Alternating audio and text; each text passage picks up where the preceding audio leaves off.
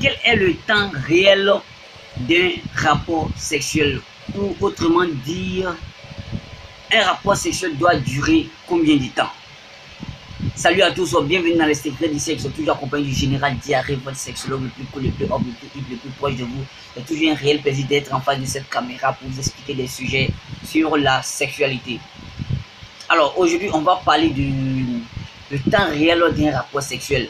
Il y a un ami qui m'a demandé comme ça, général, un rapport sexuel doit durer combien de temps? Voilà, pour qu'une fille soit satisfaite ou pour que ce rapport soit satisfaisant. Alors, aujourd'hui, nous allons répondre à son inquiétude. Aujourd'hui, nous allons répondre à sa question ensemble. Mais bien avant, je vais t'abonner à notre chaîne si tu n'es pas encore abonné. Et pour le faire, c'est simple, c'est d'écrire à ta droite là, s'abonner. Alors, il suffit de cliquer là-dessus, tu atteins un moment, il y a une cloche qui va s'afficher. Et tu atteins, il y a une cloche qui va s'afficher, tu cliques sur la cloche afin de rejoindre la famille des connaisseurs du sexe. Et aussi, de ne plus rater les nouvelles vidéos que nous allons balancer. Allez, vas-y, abonne-toi. Ça ne dure que quelques secondes, allez, vas-y. Abonne-toi. Vas-y. C'est fait? C'est fait? Tu t'es abonné? Super, bienvenue dans la famille des connaisseurs du sexe. Alors, aujourd'hui, nous allons parler de la durée d'un rapport sexuel. Quelle est la durée normale d'un rapport sexuel? Ah, cette question est un peu vague, c'est-à-dire que c'est déséquilibré, quoi. Bon, alors, qu'est-ce qu'on peut répondre à ça? Il faut dire que, d'abord, réellement, il n'y a pas de temps réel pour un rapport sexuel. Un temps ordinaire pour dire que, normalement, un rapport sexuel doit durer tel temps. Non, il n'y en a pas. Vous voyez un peu. Ça veut dire que le temps d'un rapport sexuel varie d'un couple à un autre. Vous voyez un peu, d'un couple à un autre. Je vous explique pourquoi. Parce qu'il y a des gens, ils peuvent faire les rapports pendant 10 minutes et puis ils sont satisfaits. Vous voyez un peu. Pour d'autres, ils peuvent faire 15 minutes, ils sont satisfaits. Pour d'autres, ils peuvent faire 45 minutes, ils sont satisfaits. Ils peuvent faire 1 heure, ils sont satisfaits. Vous voyez un peu. Donc ça dépend de chaque couple, ça dépend de chaque relation. Vous voyez un peu. Donc on ne peut pas spécifier un temps réel. Mais tout compte fait, il y a des mesures. Voilà, il y a des mesures. Mais c'est pas forcément universel. Ça veut dire que c'est pas forcément idéal à tous. Vous voyez un peu. Donc il y a des mesures.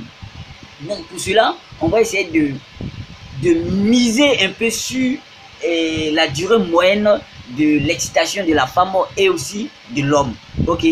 Donc si on se base l'homme ou la femme d'abord, choisissez l'homme ou la femme. On va parler de l'homme ou bien de la femme. Bon, les dames d'abord. Ok. Alors, chez les dames comme ça, il faut environ au moins 8 minutes pour pouvoir exciter, pour qu'une fille puisse éjaculer, pour que l'excitation de la femme arrive à son maximum. Au moins 8 minutes. Vous voyez un peu. 8 minutes.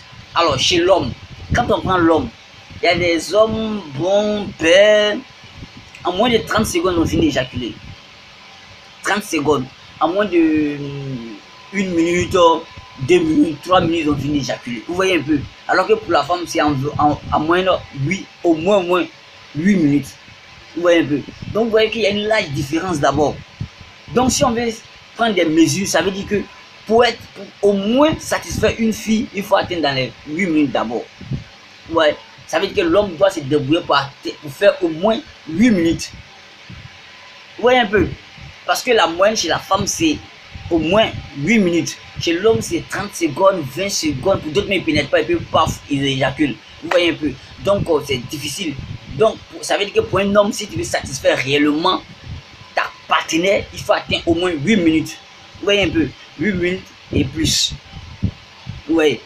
Maintenant, c'est prouvé aussi que quand un rapport sexuel dépasse environ 13 à 15 minutes, quand ça dépasse, cette relation ou bien ce rapport devient lassant, ça devient lassant, donc il n'y a pas de plaisir encore, ça devient, chacun est évadé dans son esprit en faisant de faire autre chose, donc ça devient lassant, monotone en plus. Donc du coup, ça veut dire que la moyenne doit être entre 8 et 13 pour une relation, pour un rapport épanoui, ou pour un rapport épanoui. Donc ça, la mesure doit être entre 8 et 13 minutes.